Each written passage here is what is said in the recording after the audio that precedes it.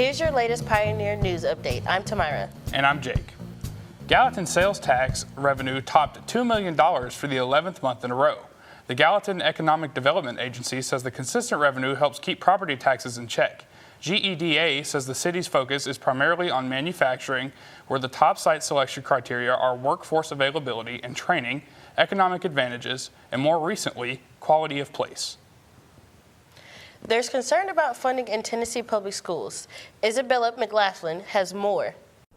Tennessee is the worst state for the U.S. for spending on public school students, according to the new report from the National Education Association. The report tracks teacher pay, student spending, and education investments across the nation. It shows public school spending per student dropped nearly 10% from the year 2023 and 2024 school year. Tennessee now spends just over $12,000 for each public school student in average daily attendance, more than $2,000 less than the national average. Vol State is joining other schools and preparing for worst-case scenarios when it comes to safety. Zachary Dowsett gives us an update. Last Friday at Vol State Community College, faculty and staff participated in a 4-hour active shooting training session focused on emergency preparedness. The training provided by Defense Systems covered a history of school shootings and how those events have shaped safety and protocols across the U.S. Participants were taught how to respond if an active shooter is on campus, including when to run, hide, or fight depending on the situation. The session also included basic medical training, showing attendees how to treat wounds and provide immediate care until first responders arrive. As part of the training, participants experienced simulated gunfire inside a building, demonstrating how loud and disorienting these situations can be.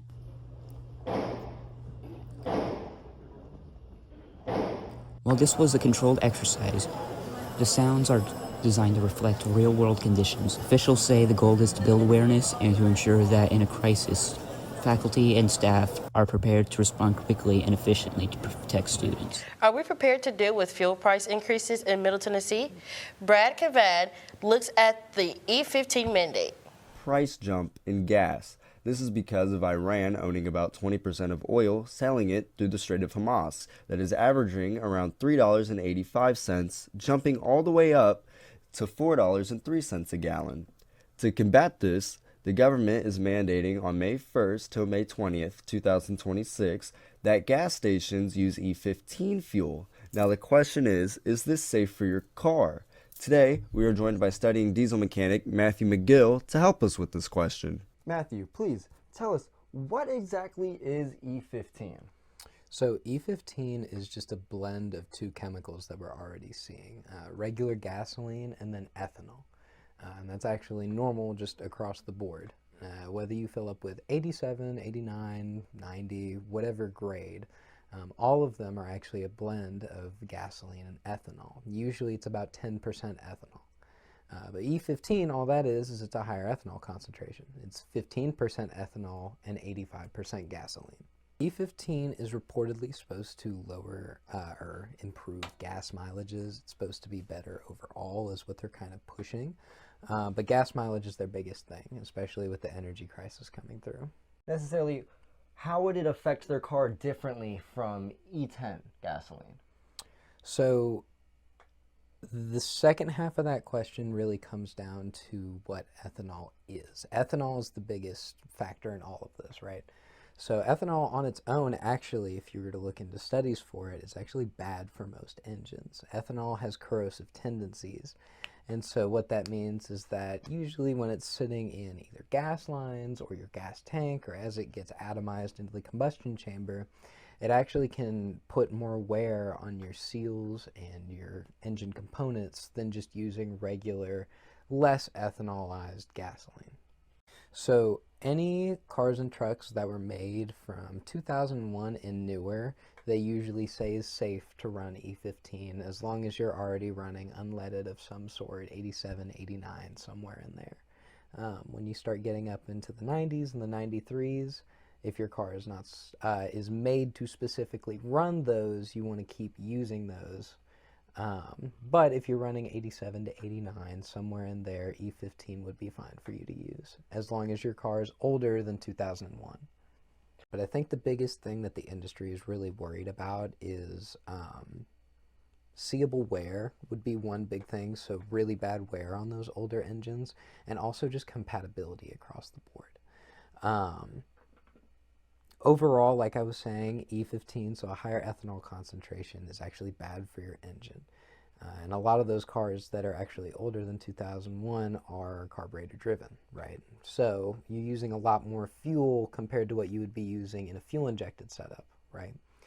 Which is what normal cars run today. So with that, carburetors usually run a lot more gas. They usually run through gas a lot quicker. And I think the biggest thing that they're worried about is because that's the setup that they're running, you run into a lot more wear a lot quicker on those engines.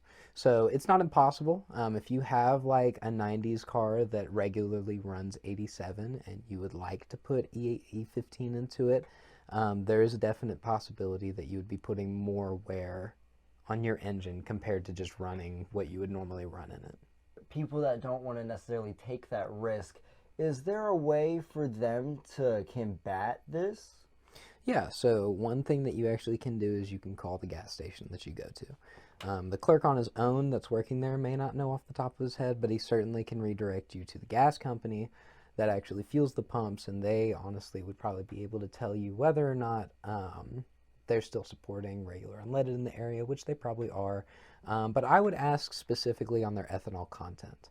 I would see, I know a lot of people are having mixed reports recently about higher ethanol concentrations in normal 87 as well as this kind of mandate rolls out, keeping E15 at the pump. But, so I would call your local gas company, or the gas company that fuels the gas station that you're at. And like I said, you can get that at the gas station's number. A growing number of fast food franchises are migrating to our area. Ian Adams investigates one trying to make a big splash. I'm Ian Adams. Construction continues at Hendersonville, Tennessee for the new In-N-Out Burger, located at the intersection of North Anderson Lane and Vietnam Veterans Drive, with another one nearing completion near the deconstruction of the Rivergate Mall in Madison. With all of these large fast food chains being added to this town, let's ask an average man on a street for his opinion. I like double doubles from In-N-Out Burger, and I'm happy they're leaving California and coming to Tennessee. However, when you have one in every single town, then they're not special anymore. We have one in Madison, one in Hendersonville, one in Gallatin, one in Lebanon, and one in Murfreesboro. And then they're not special anymore. It's unclear just how big these locations are going to be once they open. I'm Ian Adams with your Pioneer News Update. The first ever Middle Tennessee Horse Fair and Rescue Fest opens this Saturday in Lancaster at Jade Horse and Rehab Retirement. The festival brings together horse lovers, horse owners, prospective adopters, and area organizations for a day of learning. Proceeds from the event will benefit each participating group, a safe harbors program, and services. Lots of All-State horsepower hits the field this weekend. Here's a look at sports. Dating with your Pioneer Sports.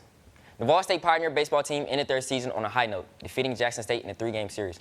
The Pioneers downed the Green Jays 18-8 and 10-5 in the doubleheader on Thursday. They clobbered them 19-6 in the 7-inning Friday outing. Vol State has been 15-15 at home this season. The Lady Pioneers softball team had a 9-game hot streak to wrap up their season. The Lady Pioneers celebrated Sophomore Day with a pair of wins against Jackson State, the first 7-4 and the second 6-1 in Sunday's doubleheader. The Lady Pioneers' Kirsten Smith says Vol State is headed to conference play. So conference tournament will begin this weekend. Baseball has a play-in series against Chattanooga State, who's the 5th seed, and Volunteer State's the 8th seed. In the regular season, Chat swept baseball, so kind of looking for a turnaround there. But they'll start their play-in series on Thursday, I believe, and be done by Saturday and figure out if they get to go to conference tournament or not. For softball, though, we're ranked as the 1 seed for the first time in program history. We've won the regular season, and we'll start on Saturday. We get a bye first round. We'll start on Saturday, so we're still waiting to figure out who we're going to play, and that game will be on Friday, but we'll head down to Columbia on Friday. The Titans picked Ohio State wide receiver Cardinal Tate in the first round of the NFL draft. This marks the first time in franchise history the team used the 4th overall pick in the draft. The last first-round Ohio State pick by the organization was running back Eddie George in 1996. The Titans hoped to beef up their defense with Kendrick Falk from Auburn, also selected in the first round after a trade with the Buffalo Bills. Heisman candidate and Vanderbilt quarterback Diego Pavia went undrafted during the 2026 NFL Draft. He's the first Heisman Trophy finalist since Jordan Lynch in 2014 to go undrafted. I'm Dayton with your Pioneer Sports. Here's hoping the weather holds for all this weekend's events. I'm Devon with your Pioneer Forecast. Get ready to be drenched for the next couple of days. We're looking at showers for the next couple of days. Tonight, the low drops to 52 in Gallatin, with a light breeze in the air, feeling like spring again instead of summer.